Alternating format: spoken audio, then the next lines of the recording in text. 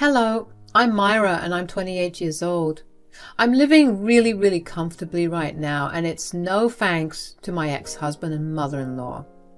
Before I get entirely into the story, let me tell you about how I met my ex-husband, Max. Max and I met in high school. We were juniors when we first met, but we didn't start properly dating until we were at the end of our senior year. I know a lot of people wouldn't get into a relationship at that point considering college and all that, but luckily, Max and I planned to go to the same university. Max was the perfect guy for me. He understood me like no one else did, and I genuinely thought that I was the luckiest girl alive. We shared everything together and we never really had any fights. After we graduated college, Max decided it was time for me to meet his mom. Not only because we had been dating for so long, but also because we were going to move in together. Also, Max's mom was the most important person to him, considering he lost his dad to a car accident when he had just started high school.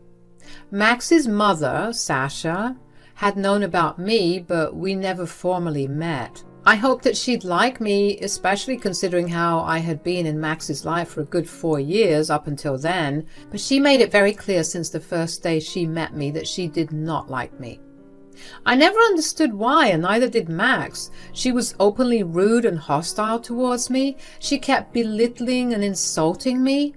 Whenever Max spoke up for me, she would get even angrier. Max and I decided that it would be best for me to limit interactions with his mother because the way she was treating me was beginning to affect me. Aside from that, I got a really good job straight out of college.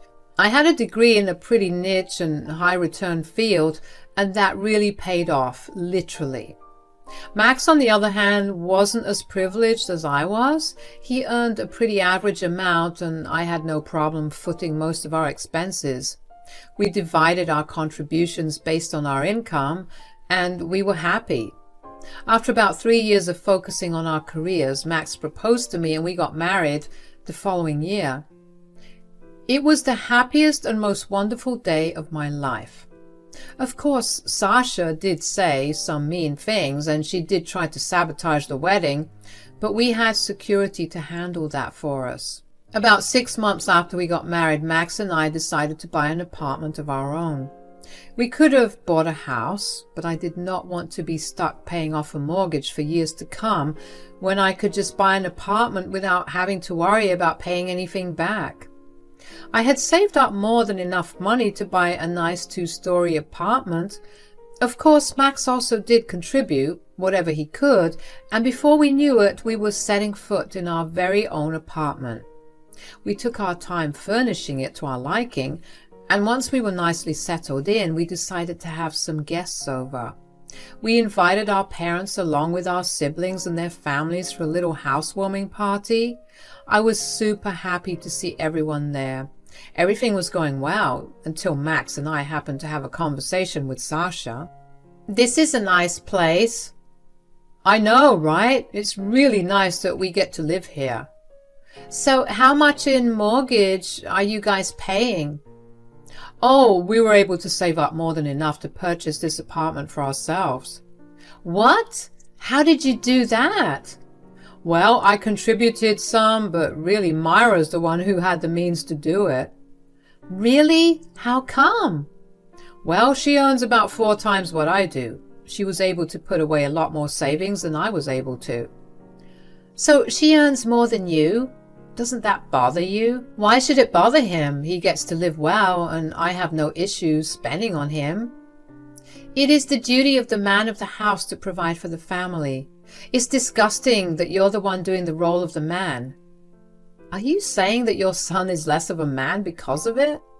"No, I'm saying that you're taking away his ability to be a man." "I don't really think so. I mean, do our genders really matter as long as both of us are happy?" "Of course it does. This happiness you guys are feeling is just temporary. Pretty soon, Max, you're going to feel the weight of disappointment and failure for not being able to provide for your family." "That will never happen. Who cares if Max doesn't earn as much or more than I do? He still does his work around the house and contributes equally to every other aspect of our relationship."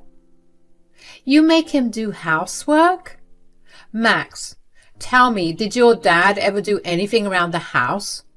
That's because it was my job.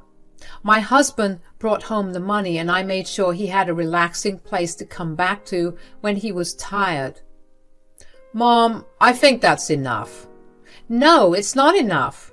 Myra is emasculating you and you're just letting her do that. Sasha, maybe that's how things worked in your relationship, but that's not how it works in ours. Max and I are equals, and there's nothing you could say or do that will change that. Now, you could drop this topic and join us for dinner, or you could leave. Sasha's archaic way of thinking was honestly funny to me at that time. I couldn't believe that she genuinely thought that way. After the party, Max and I did have a good laugh about it, and it kind of became an inside joke between the both of us. I didn't think much of Sasha's comments because I saw no substance in them. I assumed it was the same for Max, especially considering how we joked about the conversation from time to time. But that wasn't the case. A good 2 months had passed since that conversation, and it began to eat away at him. Besides, I'm sure that whenever he called or visited Sasha, she must have reiterated the same things to him over and over again until that was all he could think about. I know that much because one weekend, Max and I were relaxing in bed when I remembered that I wanted to invest in something to further grow my money, so I asked him about it. So, I'm thinking of investing in something. Do you have any ideas?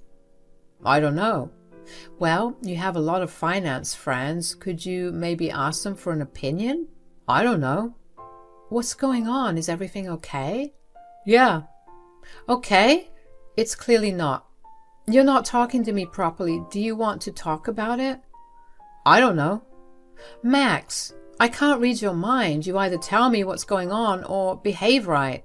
I just don't like how you're flaunting your money. Flaunting my money? What do you mean?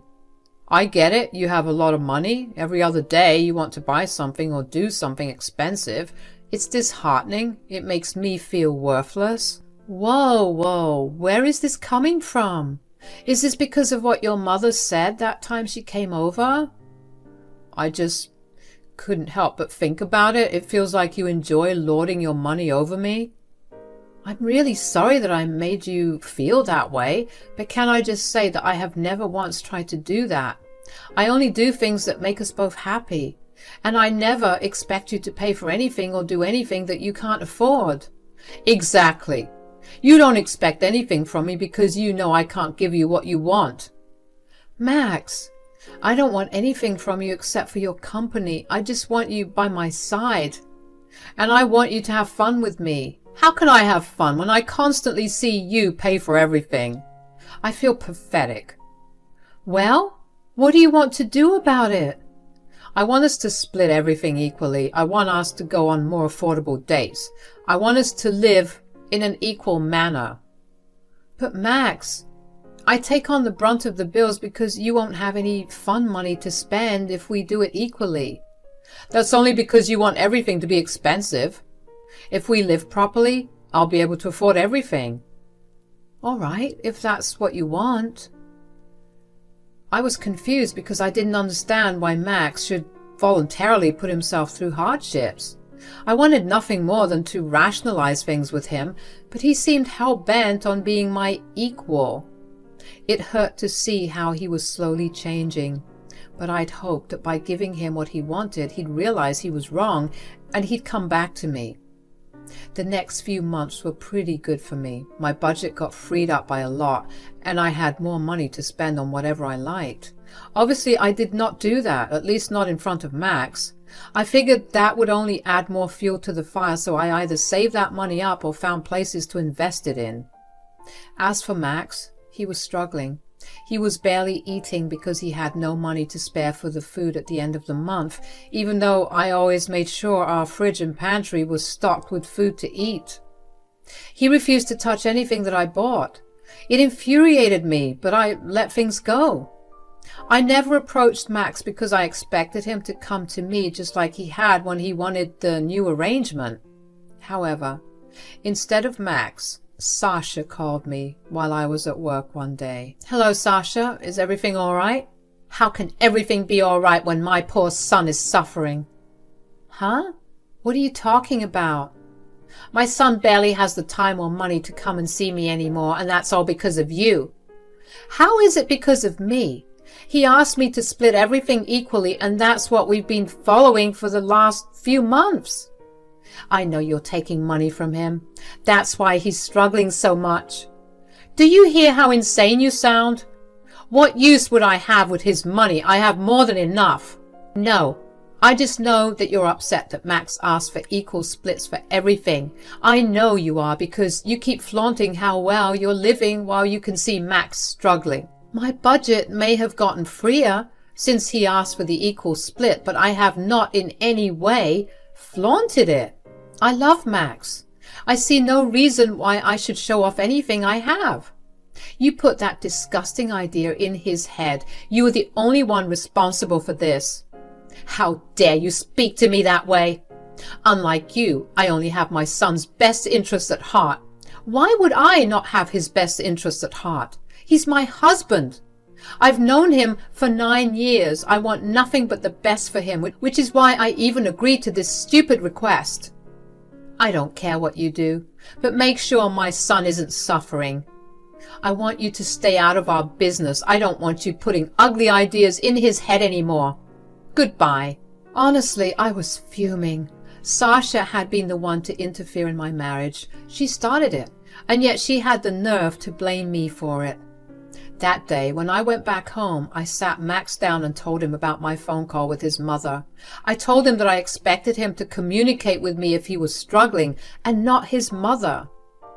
Max was silent the whole time and casually apologized to me for everything. I was peeved by the way he was still acting as if he didn't care, but I let it slide. I asked him if he wanted to go back to our previous arrangement, and he simply grunted in approval. I was tired of his antics by then, and the conversation had been going on for a good hour, so I just let things go and went to sleep. The next few months went by relatively better. Max seemed happier, and I felt like our relationship was getting back on track. I didn't hear much from Sasha, and I was honestly grateful for it. I did tell Max I didn't want him talking to her too much, especially about our financial matters, because she'd done enough damage. I thought he had been listening, but he had not. Max approached me one night out of the blue to talk to me about something serious. "We need to talk." "We do? About what?" "I've been talking to my mother, and she made me realize something." "Oh, what is it?" "I want a divorce." "What? Why? Did I do or say something wrong?" "Well, I've been thinking about it, and don't you think it's pathetic that I'm depending on you financially?" "No! What are you talking about?" "Myra, I'm the man of the house. It should be up to me to provide for you, not the other way around." "Does it really matter who's providing for us when both of us are living happily and comfortably?" "We may be content with it, but don't you see how it might look to people outside? All of my friends are the sole or main providers for their family. I'm like some pathetic loser who depends on his wife for an allowance to even go out." "First of all, we live in the 21st century. No one thinks like that. Secondly, none of your friends are living comfortably. They're all living paycheck to paycheck. Every time you come back home, you tell me about how all your friends complained about their living situations while you sat and mum. Don't you see how much of a privilege it was to do that?" "Who cares? Do you know how many insults I've had to hear because I was a wife's pet?" "So you're going to divorce me because I earn too much?" "No, it's because you're making me look like less of a man. That's something I will not stand for." "Wow. And you're telling me this is because of something your mother said?" "Well, she just opened my eyes to the reality that I was living in. It just hit me how pathetic I looked. And I never want to keep living like this." "Do you think we could go for counseling? Maybe we could talk about it in depth and work through it." "Absolutely not. I want to get out of this relationship, and there's nothing you can do or say that will change my mind." "Okay, then." I was heartbroken. I couldn't believe that Max couldn't see past something as small as me earning more than him. Was that all it took for him to break off a relationship that was 10 years long? Everything in me was screaming to fight even more to save the relationship, but I knew that there was no convincing him when he had made up his mind. I had a lawyer file the divorce and present the papers to Max. Without even a moment's hesitation, he signed it. Sasha had come over that day and she smirked at me as Max signed the paper. I couldn't help but think about how Sasha would be the reason for Max's suffering in the future. A part of me hoped that Max would struggle just so he could see how good he had it with me, but I quickly got rid of those thoughts. I tried to leave the apartment to Max because I didn't want him to move back in with his mother, but he refused to take it. According to him, there would be no use divorcing me if he took the first thing I bought to flaunt my wealth to him. I was beyond heartbroken at that. It really was sad to see just how much Sasha's words got to him. I quickly moved out of that apartment after the divorce. The entire place was one giant reminder of Max. I decided to instead rent out the apartment and use that money as a passive income. The universe, however, thought I deserved something good after the divorce because a month after it, I got promoted. The promotion came with an even bigger pay raise and a lot more benefits. After just 3 months of working, I was able to save up enough to buy myself a nice big mansion. The decision to buy it was purely because I had always wanted one. Of course, I did make plans to buy it when I was with Max, too. I just thought I could surprise him with it one day, but I'm so glad I didn't. I kept working harder and I lived as luxuriously as I could. I guess I just wanted to show myself just what I was capable of doing when I didn't have the guilt of having too much money weighing down on me. About 6 months after the divorce, I was surprised to see Sasha and Max at my door. Hi, Myra. Hey, Myra.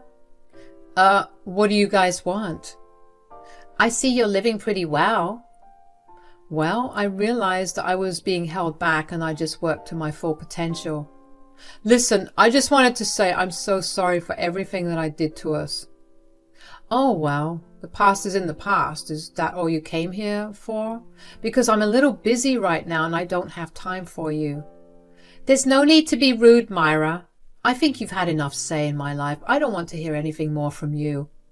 Hey, please calm down. I get that you're still angry and upset with me, but please don't talk to my mother that way. I'm not angry or upset with you. I've learned to let go of everything that happened. But I am standing up for myself in a way that you never allowed me to do. If all you're here for is to berate me, I'm going to go. No, wait. We actually needed to talk to you about something. I'm giving you a minute to run through whatever you need to talk about. Well, after our divorce, I moved into Mom's place. I thought I'd be living a free man, but I actually struggled a lot. Mom's retired and she had no money to spare for me. I was living paycheck to paycheck and I never had any time for fun things like I used to when I was with you. I'm so sorry that I ever thought that I could live a better life away from you. I told you this would happen, but you refused to listen to me or see any reason. Instead, you wanted to listen to your mother. This is exactly what you deserve. How could I have known just how much you were helping my son? I was only doing what was best for him. I didn't want my son to be the butt of jokes among his friends. Right, so you'd rather see him struggle. I don't even think that was the reason you influenced him to leave me. You just didn't like me and you wanted me out. That's not the case, Myra. Listen, whatever's happened has happened. Could we please move past it? Could you please take me back? Why would I ever take you back?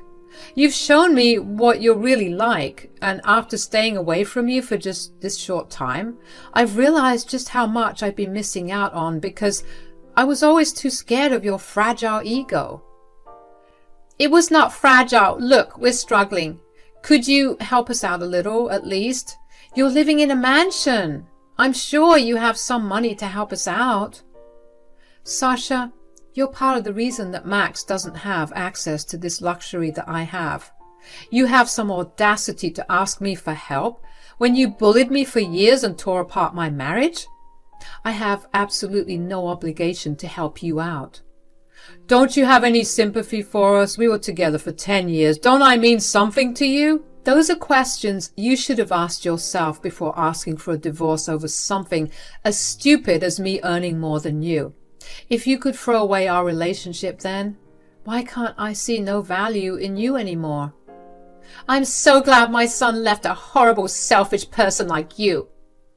At least this selfish, horrible person isn't struggling enough to go begging their ex for help. Goodbye. The audacity that both of them had to come over and demand me to give them money surprised me. It had been a short enough time for them to realize how wrong they were, and I was glad that it hit them. I thought the first time that Max and I split our expenses equally would have taught him something, but he let his ego get in the way and he had no one to blame but himself. I built my life to where it was, no thanks to him, and there was no way that I was ever going to let him come back.